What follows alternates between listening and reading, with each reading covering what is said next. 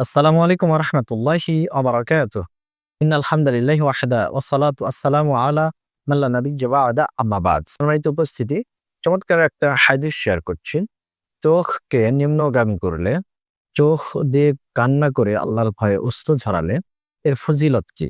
অথবা আল্লাহর রাস্তা পাহারা দিলে এই চোখ দিয়ে তার মর্তবা ফজিলত কি? আপনি সহিহ তারগীব ১৯০০ নাম্বার সংখ্যায় একটা হাদিস এসেছে, সেটা খুলে দেখুন।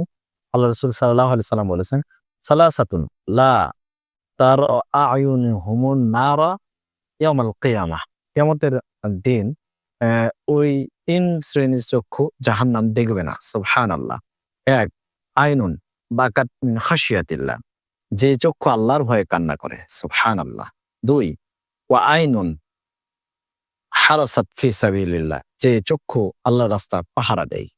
৩, ওয়া আইনুন গাদ্দাত আন মাহারিমিল্লাহি আযজা ওয়া জাল্লা, যে চক্ষু আল্লাহর হারামকৃত বস্তু দেখলে নিম্নগামী হয়ে যায়। অর্থাৎ বেগানা নারী যেগুলো দেখা হারাম সেগুলো না দেখে যারা চক্ষুকে নিম্নগামী করে, এই চক্ষু জাহান্নামের আগুন দেখবে না। সুবহানাল্লাহ।